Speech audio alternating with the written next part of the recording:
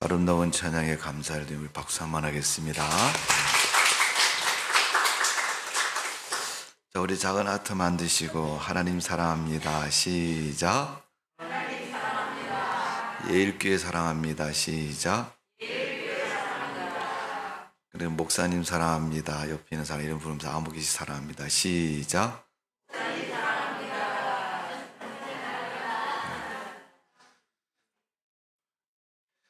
예수님께서 어느 날 유대인들에게 그런 말씀하셨습니다. 초상집에서 울지 못하는 사람, 잔치집에서 웃지 못하는 사람, 그런 사람에 대해 말씀하시기를 슬프고 불행한 삶을 사는 사람이다. 우리 예수 믿는 성도들은 기쁘고 날마다 은혜가 충만한 성도의 삶이 되어져야 될 줄로 믿습니다. 여러분, 하나님 믿는 건 얼마나 복되고 귀한 겁니까? 구원받았으니까 천국이 내 것이라는 사실, 그 사실 때문에 얼마나 귀하고 소중합니까? 그렇게 살아가는 우리의 삶이나 우리의 모습이 되어져야 될 줄로 믿습니다. 교회를 다니고 하나님을 믿으면서도 그 세상 일 때문에 마음에 안 드는 것 때문에 우리가 인상 쓰고 신앙인처럼 살지 못한다면 불행한 것입니다. 오늘 예수 믿다가 고난당하고 어려움당한 바울의 이야기가 사도행전 9장에 나옵니다. 믿음 때문에 당하는 시련과 고통 앞에서 그가 어떻게 살았는가를 성경은 가르쳐주고 있습니다. 사도행전 16장 31절에 보면 주 예수를 믿으라 그리하면 너와 내 집이 구원을 얻으리라. 이 말씀처럼 우리의 가정과 우리의 믿음이 주 안에서 구원의 축복을 누리는 성도의 삶이 되시기를 주님의 이름으로 축원합니다. 믿었다는 것은 내가 하나님 백성 됐다는 것이고 천국이 보장되어 있는 것이고 하나님이 주시는 기쁨으로 세상을 산다는 것을 가르쳐서 의미하고 있습니다. 그런 성도에게 걸림돌과 같은 문제가 있는데 그건 뭐냐면 사단의 시험입니다. 왜 사단은 성도를 시험하느냐? 못 믿게 하려고. 그가 믿는 그리스도를 빼앗아 가려고 시험을 하는 겁니다. 사단은 여러분 우리 좀 표현이 그렇지만 간이 뚱뚱 부어가지고 아무나 시험해요. 저 사람이 벼슬을 하고 높은 사람이 돈 많은 사람이니까 내가 저 사람은 당할 수 없다 이렇게 생각하지 않아요. 사단이 무서워하는 사람은 믿음이 좋은 사람을 무서워하지 돈 많은 사람 무서워하지 않습니다. 나이 많이 먹은 사람 무서워하지 않습니다. 어떤 사람이든 그 사람의 믿음을 빼앗아 가려고 하는 사람이 존재가 사단인 것입니다. 그래서 사단은 성도에게 오면 그 믿음이 어느 정도인가를 흔들어 봐요. 시험해 본다는 거예요. 그래서 자기가 이길 수 있으면 가차없이 이기는 겁니다. 예수님의 12 제자 중에서 가룟 유다도 사단의 시험을 받았고 예수님조차도 금식하신 후에 광야에서 사단에 의해서 시험을 받으셨습니다. 그 사단이 오늘도 우리를 시험합니다. 믿음에 넘어지도록 시험하고 환난을 주고 어려움을 주는 것입니다. 그런 환난과 시험이 위대한 하나님의 사람인 바울에게도 찾아온 것입니다. 여러분 알다시피 바울은 옛날 이름이 사울입니다.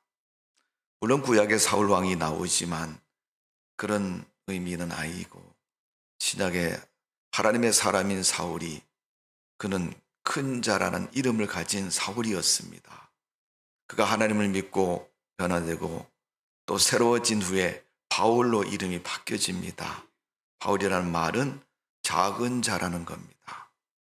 많은 사람 앞에 추앙을 받고 박수를 받고 또 많은 사람 앞에 위대한 사람으로 인정받던 그가 이제 바울이 되어서 초라하고 볼품없는 모습으로 바뀌어진 것을 볼 수가 있습니다. 유대인에게 로마에게 적지 않은 유익과 역할을 했던 사울이 어느 날 하루아침에 다메섹에서 하나님을 만나고 하나님을 믿는 자가 되어서 오히려 로마 정부나 유대인들에게 해를 주는 사람이 된 것입니다. 그가 뒤집어져서 교회를 유익되게 만들고 그리스도인들을 유익되게 만들므로 그들은 혼란과 바울에 대한 배신감 속에 젖어 있는 것을 볼 수가 있습니다. 그래서 바울을 향해서 신앙적으로, 육신적으로, 삶적으로 많은 고통을 가하게 되는데 그 고통 앞에서 바울은 믿음으로 승리하는 모습을 성경은 증언하고 있고 우리가 이 세상을 살면서 신앙인으로서 그 모습을 배워야 할 것입니다. 오늘 바울은 그 모습을 충성이다 그렇게 표현하고 있습니다. 자, 오늘 본문 22절 말씀을 보면 우리가 23절부터 읽었죠. 그 후에 있는 22절을 다 같이 읽어봅니다. 시작. 사울은 힘을 더 얻어 예수 그리스도를 증언하여 다메섹에 사는 유대인들을 당혹하게 하니라. 아멘. 제가 지난주에 읽었던 마지막 절 말씀인데 그가 예수님을 그리스도 기름 부음 받은 자 구원자로 증언하니까 유대인들이 그 모습을 듣고 그 소리를 듣고 당혹했다는 거예요. 아, 저게 뭔 소리야? 이런 얘기죠. 여러분, 바울이 그 모습을 통해서 보여준 것은 어렵고 위기가 찾아올 때 복음을 전했다는 겁니다. 무슨 경황과 정신에 그런 일을 할 수 있겠느냐. 바울이 그 일을 할 수 있는 것은 신앙의 확고한 모습이라는 것을 보여주고 있는 겁니다. 자, 오늘 보면 23절에 여러 날 지남에 유대인들이 사울을 죽이기를 공모하더니 다메섹에서 하나님을 만나고 변화된 바울이 그리스도를 구원자로 증언하니까 그들이 놀라가지고 야, 저게 무슨 소리냐고 말하면서 아무리 들어봐도 제가 분명히 정신이 제 정신이 아니다. 아무리 들어봐도 제가 예수 믿는 사람을 죽이려고 다니는 사람이 아니다. 여러분, 예수 믿는 사람을 죽이려고 여러분 체포영장, 오늘날 말하면 체포영장을 들고 압수수색 영장을 들고 찾아가는데 가다가 하나님을 만나고 그거 다 버리고 오히려 하나님이 구원자라고 전하는 그런 모습을 볼 수가 있습니다. 그것은 여러분 진리가 아니고 확신이 아니면은 말할 수 없는 겁니다. 여러분, 아무리 목에 칼을 대고 너 이거 맞아 틀려, 그건 분명히 아닌데 그러면 여러분 확신 있는 사람은 아니다라고 얘기하죠. 너 확신하니 너 맞다고 얘기하면 죽인다. 100번 1000번을 말해도 맞는 것을 맞다고 말하는 것은 확신 때문에 그렇습니다. 거짓말해서 약간의 유익을 얻을지 모르겠지만은 그건 아닙니다. 하나님의 복음 앞에서 분명히 서 있는 바울의 신앙의 태도, 다메섹에서 만난 그 하나님, 사울에게 어떤 일이 일어났습니까? 눈이 멀었고 음성을 들었고 그가 식음을 전폐하고 그 마음의 감담이 다 녹아버린 그 사울이 이제 하나님을 믿는 믿음의 사람인 바울이 된 후에 그 마음속에는 신앙과 하나님에 대한 진리가 가득 찼기 때문에 하나님의 은혜로 그는 확실한 믿음을 가지고 누가 뭐래도 복음을 증언하는 모습을 볼 수가 있습니다. 성도 여러분, 요한복음 10장 10절의 말씀 아시지요? 도적이 오는 것은 도적질하고 죽이고 멸망시키는 것이요, 내가 온 것은 양으로 생명을 얻고 더 풍성히 얻게 하려 함이요. 예수 그리스도가 이 땅에 오신 것은 고난당하고 어려움당하고 죽임을 당하기 위해서 오신 것이 아니라 오히려 살리시고 구원하시고 세상을 건지시려고 오셨다고 분명히 말씀하고 있습니다. 유대인이 얼마나 종교적인 전통을 많이 갖고 있습니까? 그들은 율법도 있고 계명도 있고 613가지의 조항을 가지고 있는 민족이 유대인입니다. 그 율법을 지키던 그들에게 어떤 문제이든 비추어 보면 다 진리고 옳은 것입니다.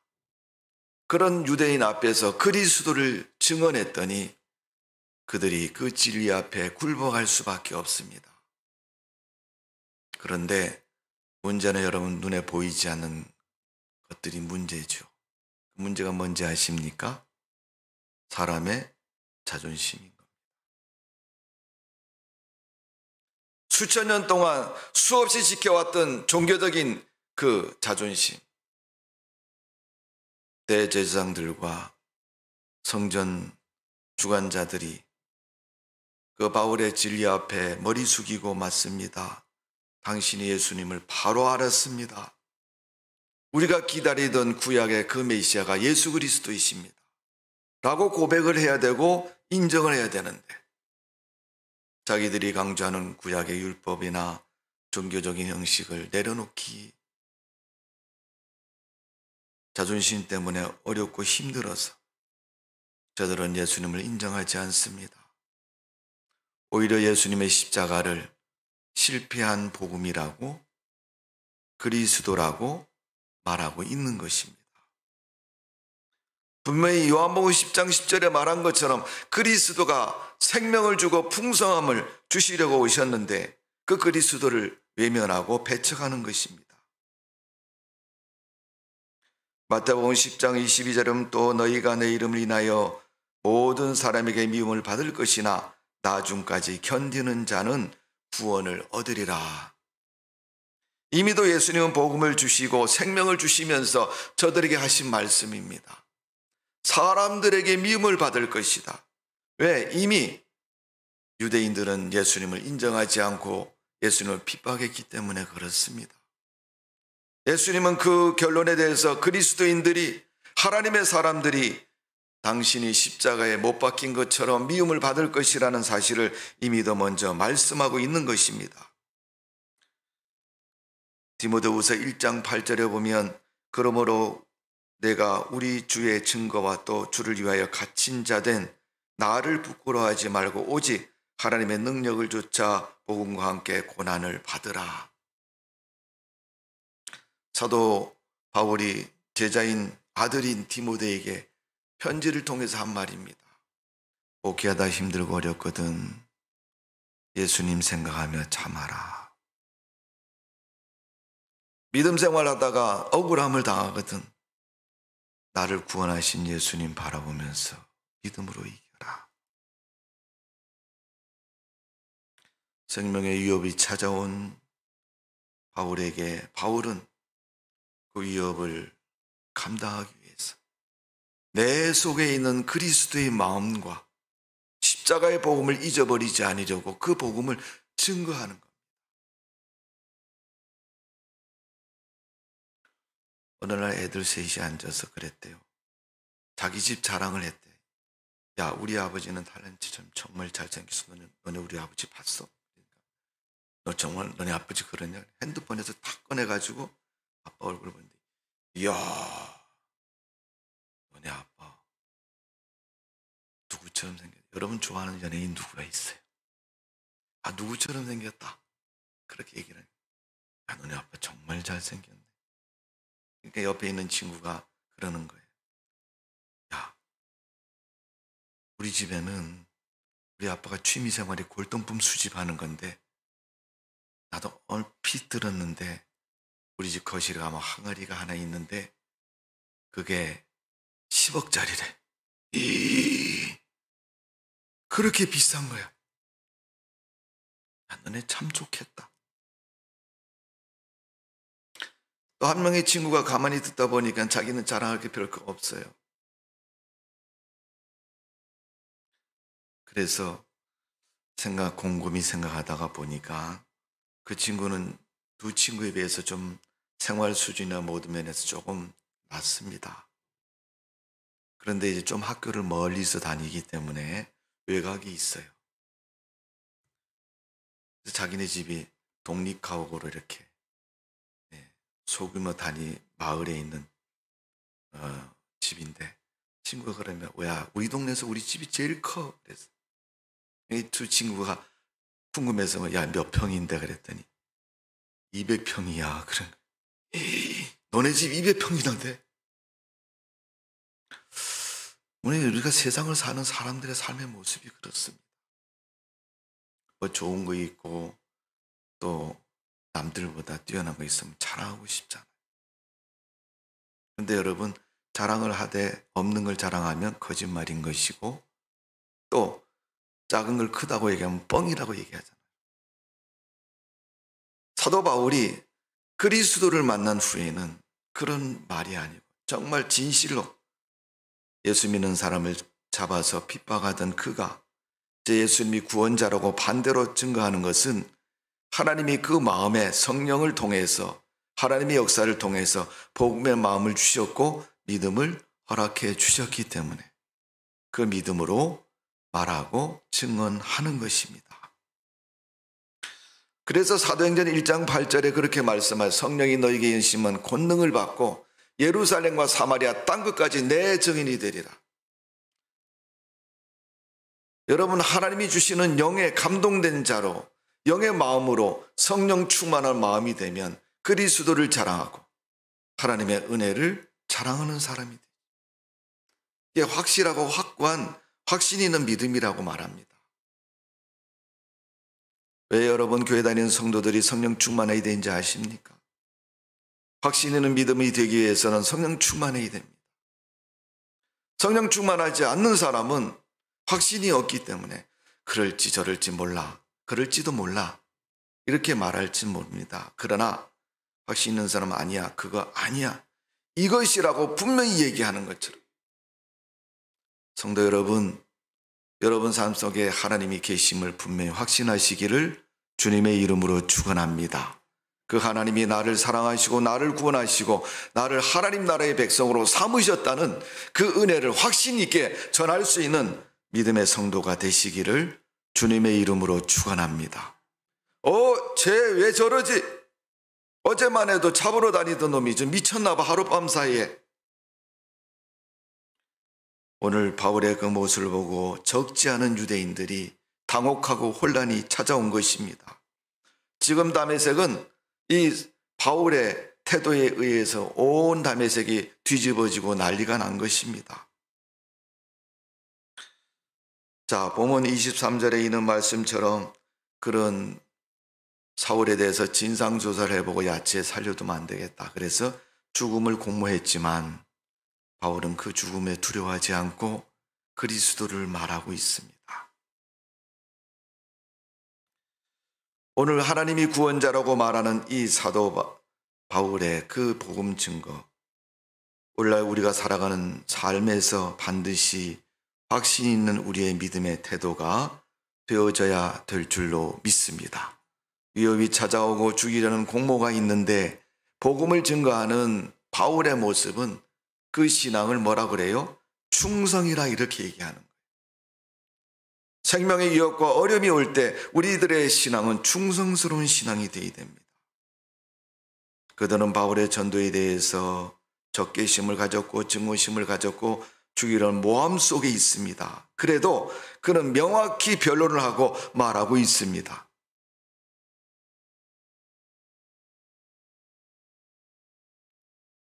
바울을 죽이려는 그 그릇된 모함 속에서 바울은 오히려 유대인들이 죽이려는 그 내막에 있는 마음을 헤아려 보면 그겁니다. 가만히 들어보니까 그리스도에 대한 복음이 자기들이 지켰던 유대의 전통이나 종교관이나 이런 것을 자꾸 무너뜨린 얘기를 하거든. 이게 맞죠? 그렇게 얘기했는데 그것 아니야, 이것이 맞죠? 이렇게 얘기하니까 기존에 지켜왔던 유대인들의 신앙은 아무것도 아닌 거예요. 바울이 서신에서 여러 번 강조하고 언급하는 문제가 바로 그런 겁니다.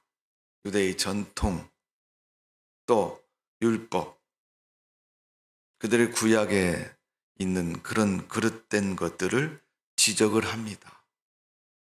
그러니까 그 말을 듣고 나서 가만히 복음을 듣고 생각해 보니까 바울의 말이 맞거든요. 그러니까 유대인들은 지금 종교적인 위치가 흔들리고 있는 겁니다. 왜? 자기들이 진리를 믿고 진리를 지켰으면 변함없는 진리이기 때문에 그것은 확실하고 확고한데, 또 여러분, 하나님이 가만히 계시겠어요? 바로 믿었는데 하나님이 도와주시잖아요. 그런데 그게 거짓이라는 것을 서장없이 드러나게 하시고 거짓이 증명되기 시작하니까 자신들의 위치가 위기감을 느끼고 어려움을 느끼는 겁니다. 그래서 사도 바울을 죽여서 자기들의 잘못을 덮으려고 하는 거예요. 여러분, 우리 사회에서 그런 일 얼마나 많습니까? 바른 소리를 외치는 사람 말을 인정해주고 박수 보내고 그러지 못하고 자기 의견과 다르고 자기 노선과 다르기 때문에 다 죽여서 자기의 그릇됐던 바른 것이든 가리지 않고 자기가 옳다고 그 일을 주장하려고 덮는 그런 사람들이 얼마나 많습니까? 그러나 사도 바울은 그런 환경과 지금 상황이 흘러간다 할지라도 하나님의 복음을 명확하게 전하는 것을 볼 수가 있습니다. 어쨌든 오늘 본문에 보니까 이 사울이 그런 위기감에 처하니까 제자들이 그를 바구니에 담아서 성벽 바깥으로 내리는 모습을 볼 수 있습니다. 바울이 그래놓고 도망가면 괜찮은데 도망도 안 갑니다. 기회가 찾아오니 성으로 걸어 들어옵니다. 그래서 복음을 또 증거하고 또 증거하고. 자, 오늘 본문 25절의 말씀을 보면 그의 제자들이 밤에 사울을 광주리에 담아 성벽으로 달아 내리니라. 위기를 피하도록 그를 피신시키는 제자들의 모습을 볼 수 있는데 위기 앞에서 그는 주저하지 않고 어떤 태도로 살았는가를 말해주고 있습니다. 우리가 여러분 살고 있는 삶의 현실은 그렇습니다. 우리 신앙을 신앙되게 못하는 요소는 수만 가지 수천 가지가 있습니다. 그러나 우리의 믿음, 우리의 구원자는 그리스도 한 분이라는 사실을 다시 한번 인식하시고 부활하신 예수님과 동행하는 믿음의 삶이 되시기를 바라고 믿음의 승리가 되시기를 주님의 이름으로 축원합니다. 자, 오늘 본문 30절입니다. 형제들이 알고 가이사를 데리고 가서 타소에 보내니라. 자, 제자들에 의해서 바울은 위기를 벗어났고 또 하나는 바울이 그 위기 속에서 믿음의 새로운 사역을 준비하고 있었다는 거예요. 자, 30절 제가 읽은 것처럼 가이사로 데리고 내려가서 다소로 보내니라. 다소는 바울의 고향이고 자기 태어난 곳입니다. 바울을 그곳에 보낸 것은 고향 가서 쉬고 오라고 보낸 것이 아닙니다. 갈라디아서 1장의 말씀을 보면 바울이 그때 무엇을 했는가를 성경은 기록하고 있습니다. 갈라디아서의 말씀을 보면 그가 광야와 같은 경건의 생활을 그곳에서 했다고 말씀하고 있습니다.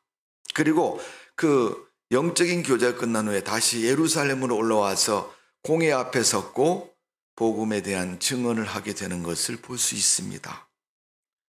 오늘 본문에도 보면 이 사울을 죽이려고 많은 사람들이 힘쓰고 애쓰지만은 그를 돕는 사람들에 의해서 그가 생명을 보존했을 뿐 아니라 그를 예수님의 거룩한 복음의 일꾼으로 세우려는 제자들의 노력과 수고가 있는 것을 볼 수가 있습니다. 오늘 여러분 갈라디아서에 있는 그 3년 동안은 아라비아에 있는 그 바울의 모습을 영적인 경건과 훈련의 기간이라고 말하고 있습니다. 여러분 신앙은 오늘 교회 나오고 하나님 믿는다고 믿음을 고백했으므로 우리가 그 믿음이 하루아침에 장성한 믿음이 되지 않습니다.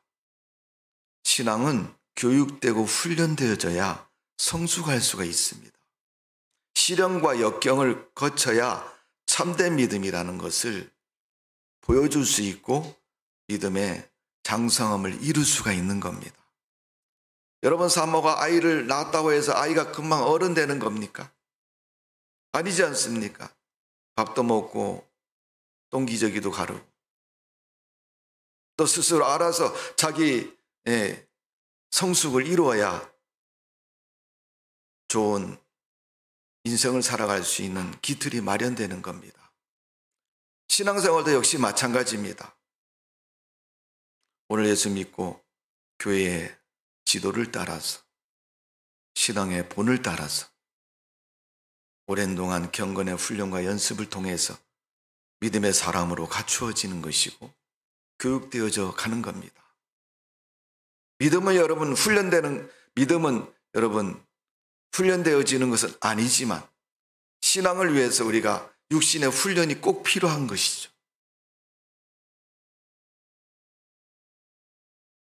우리 여자분들을 어디 외출하실 때 보면 시간이 참 많이 걸리는데 우리 딸도 보면 시간이 많이 걸려요.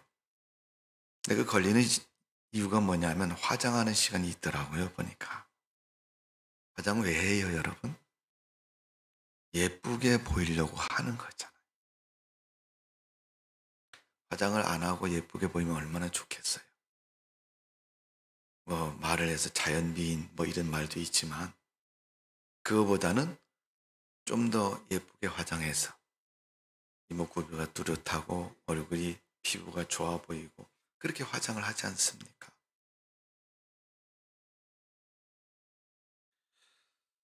우리가 얼굴이 아무리 여러분 그렇게 사람들이 볼 때 혐오스러운 건 아니지만 조금 그렇게 결점이 있어도요 화장을 잘해서 가리면요 안 보이는 겁니다.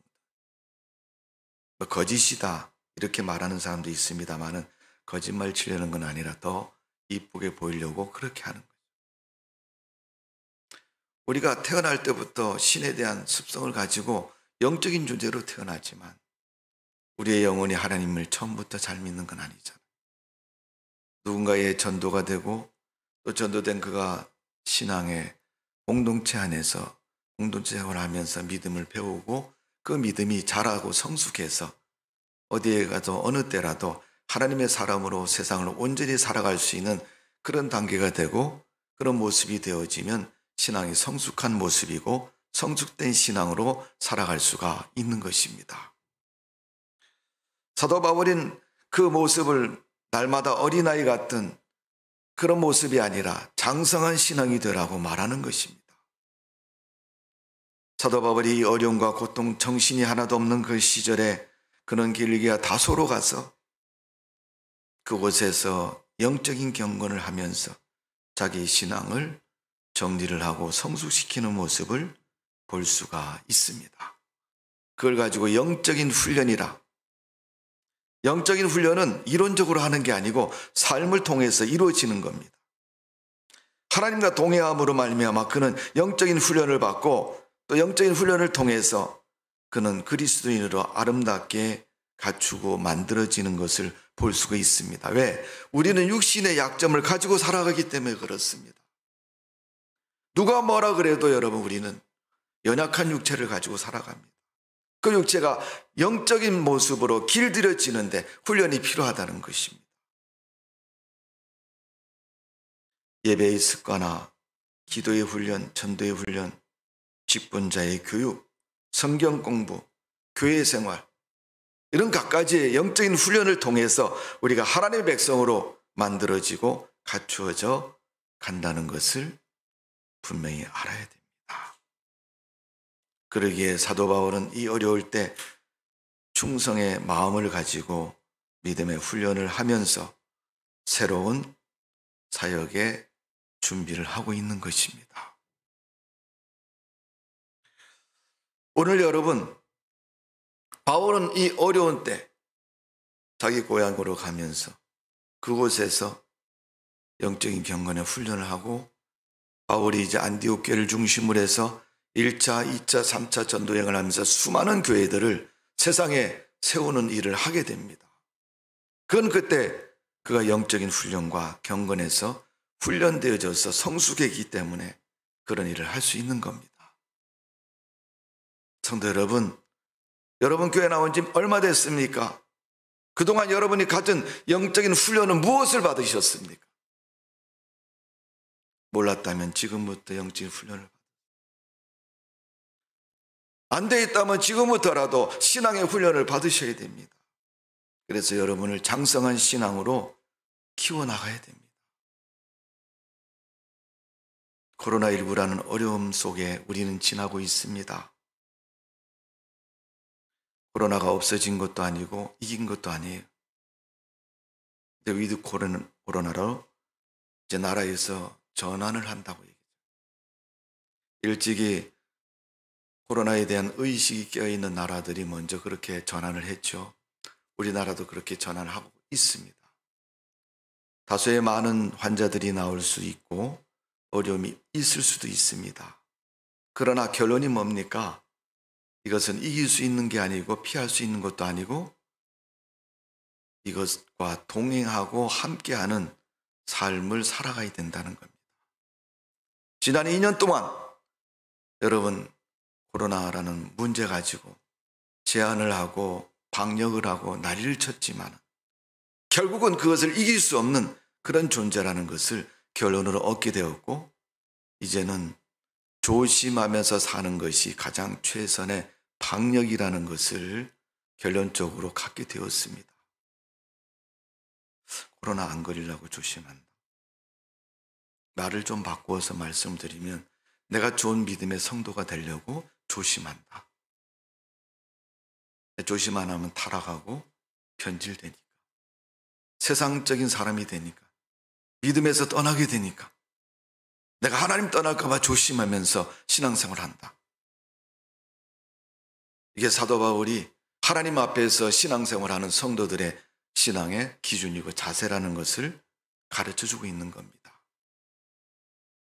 에베소서 4장 13절 14절의 말씀을 우리가 다 하나님의 아들을 믿는 것과 아는 일에 하나가 되어 온전한 사람을 이루고 그리스도의 장성한 분량에 충만한 데까지 이르리니 이는 우리가 이제부터 어린애가 되지 아니하며 사람의 속임수와 간사한 유혹에 빠져 온갖 교훈의 풍조에 밀려 유동하지 않게 하려 함이라. 오늘 에베소서 이 말씀이 우리 앞으로 신앙생활하는 성도들에게 신앙의 기준이 되어야 될 것입니다. 세상 이론과 불신에 요동치지 마시고 성경 읽으면서 기도하면서 하나님 말씀 붙잡고 살아가야 될 앞으로 우리의 신앙이고 삶의 모습이라는 사실을 분명히 기억하시고 오늘도 여러분 신앙의 삶의 승리가 있기를 주님의 이름으로 축원합니다. 기도하겠습니다. 고마우신 하나님, 위드 코로나로 전환하는 정치적인 시점에 있습니다. 우리가 코로나를 극복하지 못하고 병을 이기지 못했으므로 아직도 창궐에 있습니다. 위험 속에 있습니다. 그래도 우리가 조심하고 주의하고 위생 청결하는 것이 최고의 방역이라는 사실을 알게 되었고 또 지켜야 되는 과제를 안고 있습니다. 하나님 믿는 불신의 핍박과 환난은 초대교회부터 지금까지 계속되고 있고 앞으로도 계속될 것입니다. 이 땅에 교회가 사라지고 주님 오시는 날까지 신앙에 대한 시험과 고통은 계속 올 것입니다. 그렇다 할지라도 우리가 그 문제 앞에서 믿음을 지키고 바른 신앙으로 그릇되고 잘못된 것을 쫓아 아니하고 하나님만 바라보고 믿음 생활하는 성도가 될 수 있도록 축복하여 주옵소서. 우리가 그런 믿음 되기를 원합니다. 큰 자인 사울이 변하여서 작은 자인 바울이 되었습니다. 주님 앞에서 그의 자세가 어떤 자세인가를 성경은 말씀하고 있고 증언하고 있습니다. 우리도 바울처럼 살게 하여 주옵소서.